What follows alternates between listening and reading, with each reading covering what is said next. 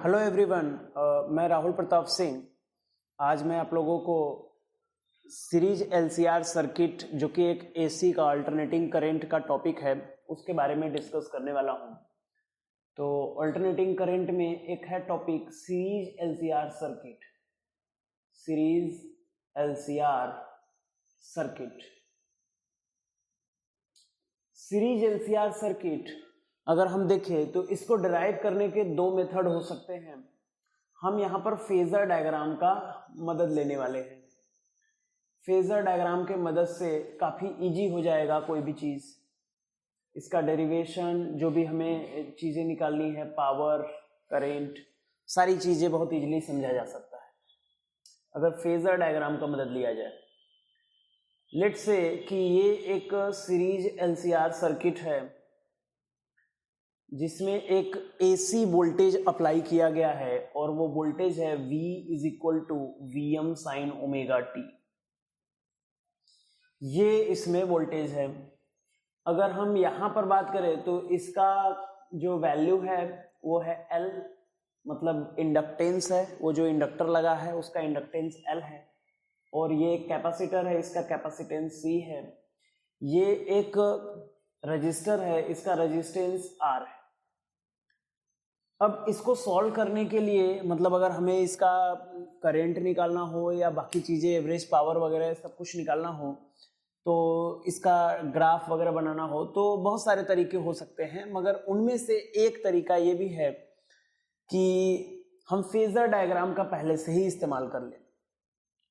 तो उसके लिए हमें करंट एज्यूम करना पड़ेगा इसमें। तो let us consider the current flowing in this circuit, that since voltage is variable, hence current will also be variable. So let current flowing through this circuit is I is equal to Im sin omega t. अब ये lag करेगा कि lead करेगा ये हमें नहीं पता है। तो हम मान लेते हैं कि ये जो सर्किट है प्रीडोमिनेंटली कैपेसिटिव इन नेचर है। कैपेसिटिव इन नेचर में करंट हमेशा लीड करता है वोल्टेज से। तो वो कितना से लीड करेगा, हमने यहाँ पर फाई ले लिया, ठीक है। अब इसका डायरेक्ट फेजर डायग्राम हम बना सकते हैं। देखिए हमें वोल्टेज पता है और अब इसके अक्रॉस मैक्सिमम वोल्टेज कितना हो सकता है अगर हम उसकी बात करें तो वो है VLM, ठीक है। और इसके अक्रॉस जो मैक्सिमम वोल्टेज होगा वो VCM हो जाएगा और अकॉर्डिंगली इसके across VL eight any instant of time. इसके क्रॉस जो वोल्टेज होगा कुछ होगा, इसके क्रॉस कुछ होगा, इसके क्रॉस कुछ होगा। तो अगर हम बात करें, जैसे मान लीजिए इसके क्रॉस के वोल्टेज को हम क्या मान रहे हैं, VL, इंस्टेंटेनियस वोल्टेज है और मैक्सिमम वैल्यू इसका VLM होगा। और इसके क्रॉस के वोल्टेज को हम क्या मान रहे हैं, VC, ओके। और इसके क्रॉस का जो वोल्टेज है इसको हम VR बोल रहे हैं। तो from given circuit we have, इस सर्किट से हम क्या कह सकते हैं, इसका जो फेजर होगा, यानी इसका जो वेक्टर होगा, फेजर वेक्टर, वो इसके फेजर वेक्टर, इसके फेजर वेक्टर और इसके फेजर वेक्टर के सम के इक्वल होगा।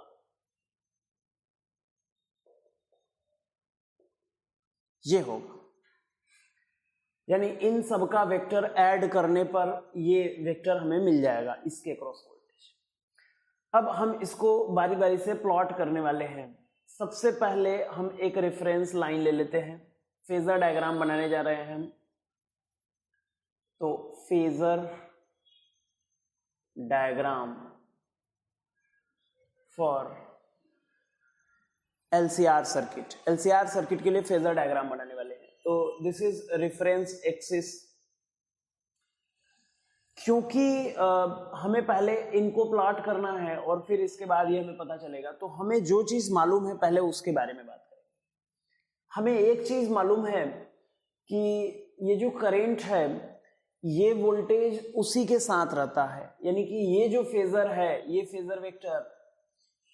फेजर वेक्टर इसके फेजर वेक्टर के, करंट के फेजर वेक्टर के साथ रहता है। साथ रहता है का मतलब ये है कि वो दोनों इन फेज होते हैं। तो अगर हमने ये करंट का फेजर वेक्टर माना तो वोल्टेज का phasor vector, voltage across register का जो फेजर वेक्टर होगा वो भी इसी के अलाइनमेंट पर होगा। यहां पर आपको दिया हुआ है कि जो करंट का जो फेजर वेक्टर है वो omega t plus phi angle पर है at any instant of time t. वो रेफरेंस एक्सिस यानी कि एक्स एक्सिस अगर हम इसको मान ले, ये एंगल 0 मान ले, तो 0 एंगल से इतना आगे है ये, मतलब इतना एंगल पर ये है, ये रेफरेंस एक्सिस है, एक्स एक्सिस मान लीजिए इसको, ठीक है। अब हमें बनाना है VC और VL। VC रेफरेंस का मदद हमने लिया है करंट का, और करंट की ही मदद से हम सब कुछ बनाने वाले हैं, VR, VC और VL बनाने वाले हैं। ओके, अब VC जो वोल्टेज होता है वो किसी भी सर्किट में अगर हम बात करें तो जो वोल्टेज होता है, मान लीजिए प्योरली कैपेसिटिव सर्किट की बात करें तो उसमें जो वोल्टेज होता है वो करंट से क्या होता है, आगे होता है, लीड करता है कि लैग करता है।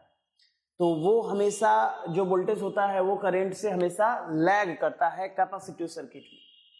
कितना एंगल से लैग करता है, π/2 एंगल से लैग करता है। तो this is VC, this is VC।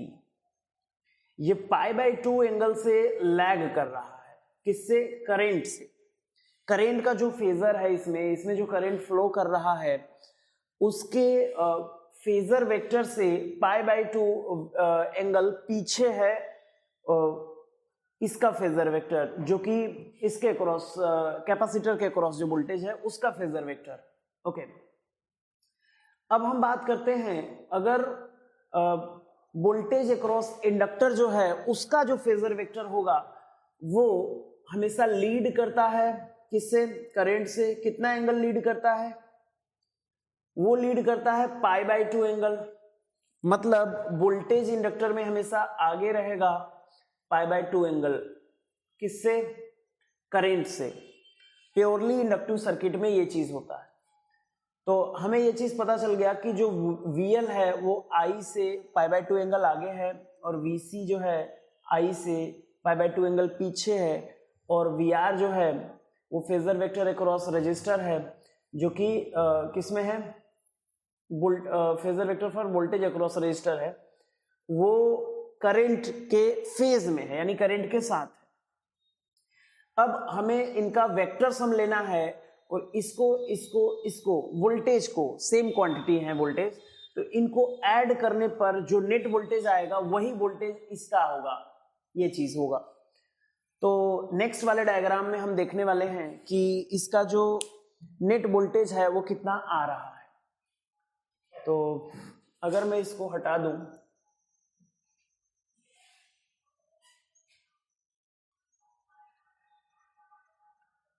इसको हटा दें और यहां से इसका नेक्स्ट डायग्राम अगर हम बनाएं तो केवल वोल्टेज का, तो ये जो वोल्टेज है और ये जो वोल्टेज है इसमें से कोई ना कोई ज्यादा रहेगा। तो हमने यहाँ पर करंट, यहाँ पर फाई लिया है, इसका मतलब ये है कि करंट वोल्टेज से, जो कि ओमेगा टी में था, उससे आगे है, लीडिंग है। इसका मतलब VC is greater then VL है। और अगर VC VL से ज्यादा है तो जो यहाँ पर हम डायग्राम बनाने वाले हैं, वोल्टेज डायग्राम, वो यहाँ पर VR है और इधर क्या है, VL minus VC। Sorry, vectorially अगर हम लिखेंगे तो VL प्लस VC बोल सकते हैं। मैग्नीट्यूड वाइज लिखे तो हम इसको VL माइनस VC भी लिख सकते हैं। अब ये हमें वेक्टर मिल गया, हम ऐड कर रहे हैं इस वेक्टर और इस वेक्टर को ऐड किए, हमें टोटल ये तीनों वेक्टर ऐड करना है। तो हमने पहले इन दोनों को ऐड कर दिया और जो आएगा रिजल्टेंट उसको इसके साथ ऐड किए, इन दोनों को ऐड किया, यानी इसको ऐड किया तो ये वेक्टर आया। क्योंकि VC यहाँ पर ज्यादा है तो VC की तरफ आ गया, और VR एज इट इज है। अब हमें इस वेक्टर को इस वेक्टर के साथ ऐड करना है। हमें एक चीज पहले से पता है कि ये जो एंगल है ये ओमेगा टी प्लस फाई है, अगर हम यहाँ पर एक एरो मतलब इस वेक्टर को पैरेललोग्राम लॉ से जोड़ना चाहें, तो पैरेललोग्राम लॉ से अगर हम जोड़ना चाहें तो देखिए क्या आ रहा है। ओके, ये वेक्टर आ रहा है,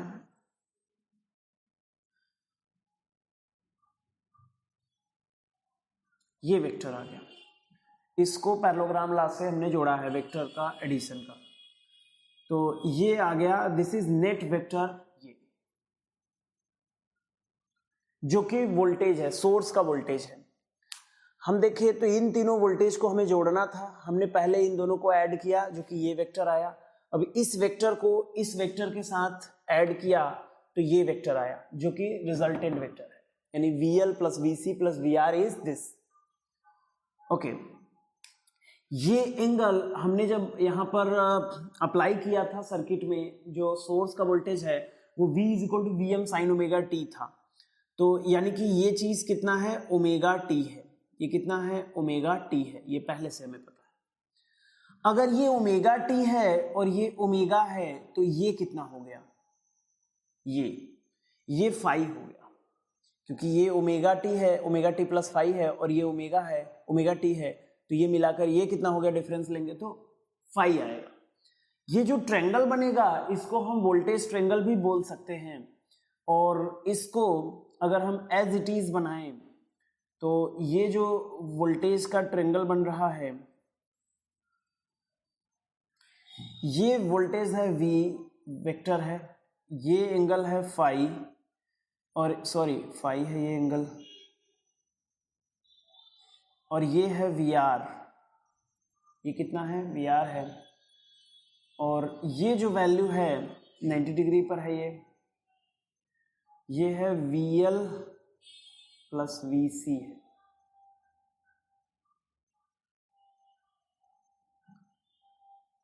ओके, वेक्टर के हिसाब से देखा जाए तो अगर हम इनका वेक्टर हटाना चाहें, मैग्नीट्यूड यूज करना चाहें, तो ये इसका मैग्नीट्यूड है, ये VR वेक्टर का मैग्नीट्यूड VRM है, इसका जो मैग्नीट्यूड है वो VM है, और इनका जो मैग्नीट्यूड आएगा ये VLM आएगा, और ये VCM आएगा, और ये जो आया है ये इन वेक्टर के मैग्नीट्यूड का डिफरेंस है, ये लेंथ क्या है, वेक्टर के मैग्नीट्यूड का डिफरेंस है। तो जैसे ही हम वेक्टर हटाएंगे यहाँ पर माइनस साइन आ जाने वाला है, ठीक है। यहाँ पर इन सब वेक्टर का जो मैग्नीट्यूड है वो पता है, इसका मैग्नीट्यूड VM है, इसका मैग्नीट्यूड VLM है, इसका मैग्नीट्यूड VCM है, इसका मैग्नीट्यूड VRM है।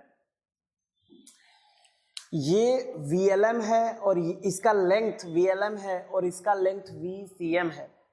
अगर हम ये दोनों अपोजिट वेक्टर हैं तो इनको अगर हम ऐड करते हैं तो जो बड़ा वाला वेक्टर का मैग्नीट्यूड है उसमें से छोटे वाले वेक्टर का मैग्नीट्यूड का डिफरेंस लिया जाता है, वही चीज यहाँ पर आ रहा है। ये वेक्टर के फॉर्म में है, अगर हम इसको मैग्नीट्यूड के फॉर्म में लिखें तो VC ज्यादा है यहाँ पर ना, तो VC माइनस VLM आएगा, ठीक है, ये चीज है। अब इनमें अगर मैं इसको ऐड करूं तो फिर क्या होने वाला है, ठीक है।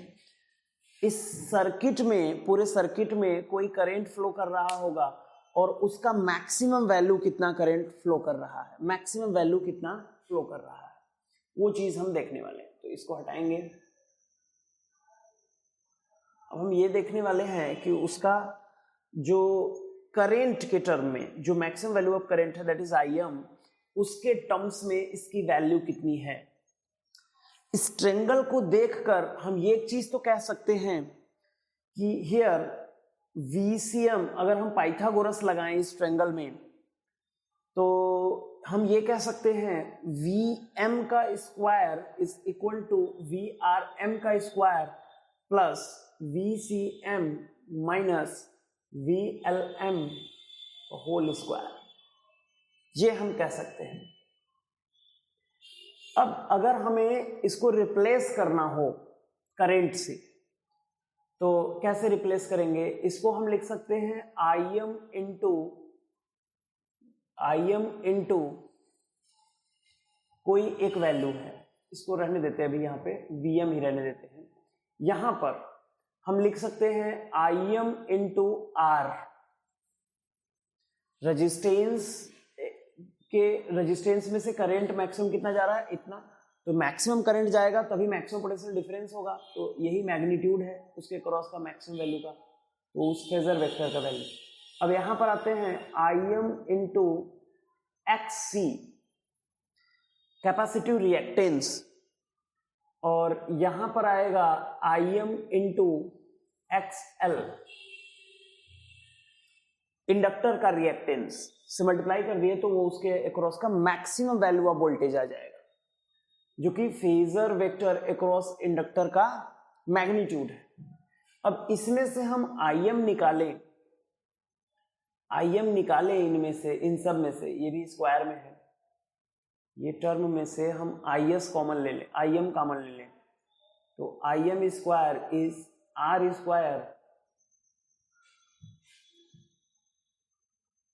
r square plus xc minus xl का होल स्क्वायर, ये चीज आ गया।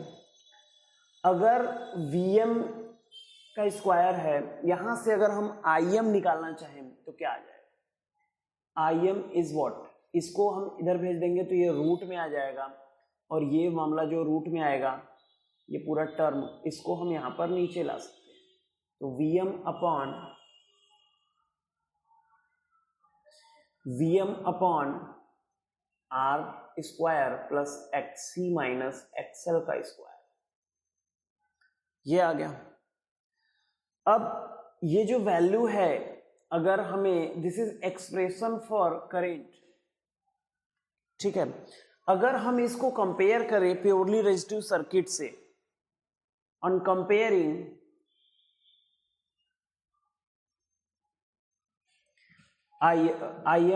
on comparing this expression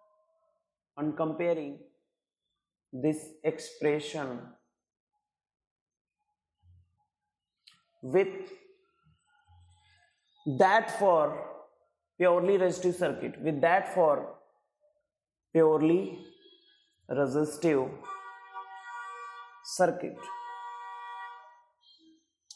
purely resistive circuit में ये क्या आया था? फॉर प्योरली रेजिस्टिव सर्किट क्या आया था? im की value, im is Vm upon R आया था। तो उस सर्किट में, इस सर्किट का जो im है, इस सर्किट का जो प्योरली रेजिस्टिव सर्किट का im है, इसको अगर हम कंपेयर करें तो R के जगह पर ये टर्म है। तो here we see that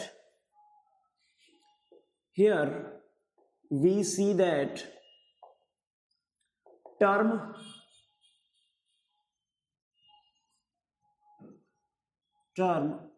under root r square xc minus xl is in place of resistance of purely resistive circuit. It means this term is analogous to that in purely resistive circuit, analogous to resistance in purely resistive circuit. Hence we can say that this term is in place of resistance. This behaves like resistance for this circuit, and this term is known as impedance of the LCR circuit. Here this term is known as impedance of LCR circuit. Impedance of LCR circuit. Hence impedance is denoted by Z, and Z is equal to R square plus XC minus XL का whole square.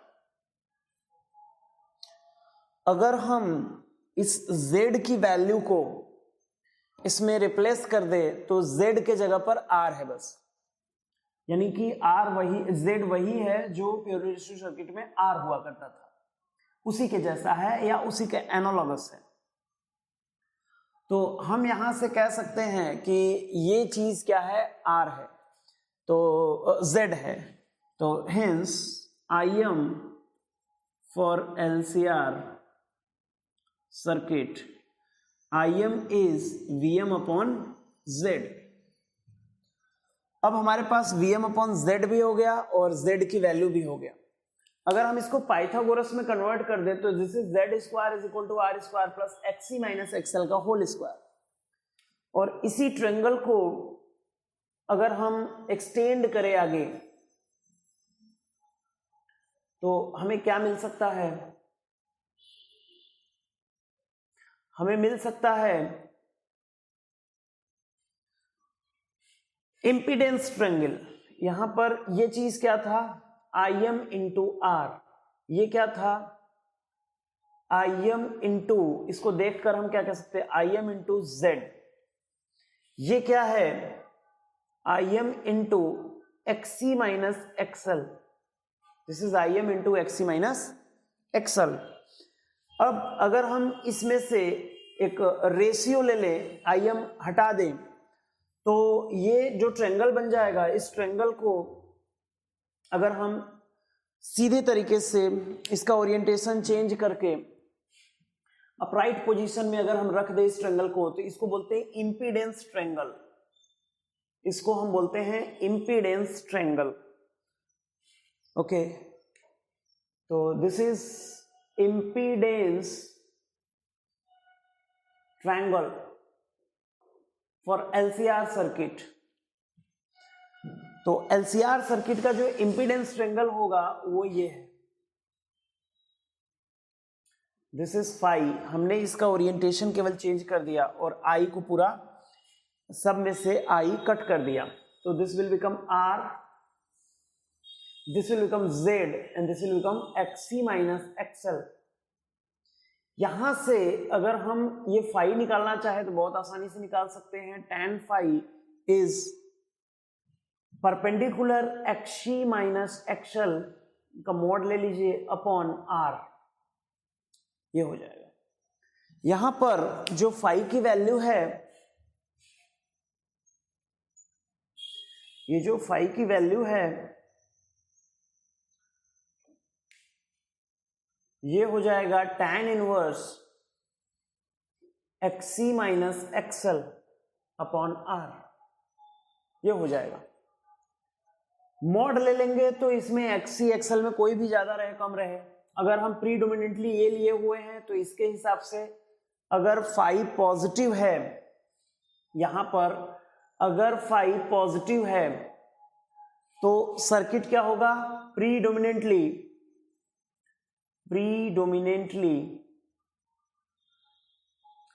capacitive in nature, circuit will be predominantly capacitive in nature।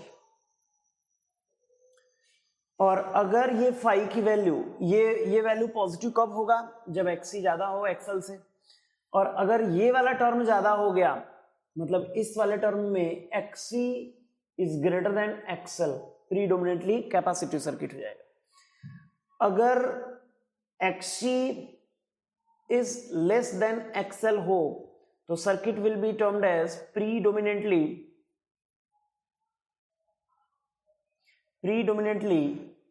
Inductive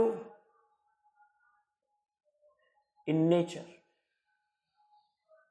circuit will be predominantly inductive in nature.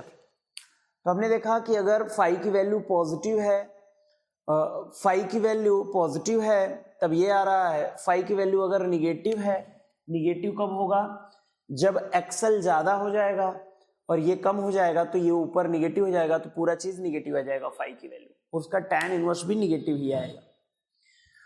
और जब ये equal रहेगा, XL XC के equal रहेगा, तो ये LCR circuit का रेजोनेंस कंडीशन है, और इस केस में सर्किट प्योरली रेजिस्टिव सर्किट की तरह बिहेव करेगा। मतलब ये जो LCR सर्किट है ये प्योरली रेजिस्टिव सर्किट की तरह बिहेव करेगा।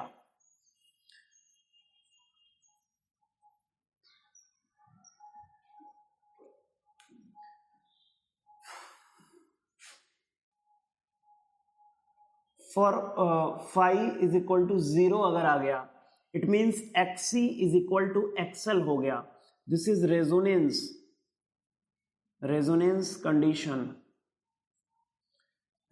condition for LCR circuit, and circuit behaves as purely resistive circuit। मतलब बिल्कुल ऐसा रहेगा जैसे इंडक्टर और कैपेसिटर लगे ही नहीं है सर्किट में, बिल्कुल वैसा रहेगा। वो दोनों के रिएक्टेंस कैंसिल आउट हो जाएंगे। तो ये चीज है, फाई से हमें इतना इंफॉर्मेशन मिलता है। अगर हम फाई की वैल्यू पुट कर दे तो वापस हमने जो करंट एज्यूम करा था वो करंट का एग्जैक्ट वैल्यू आ जाएगा।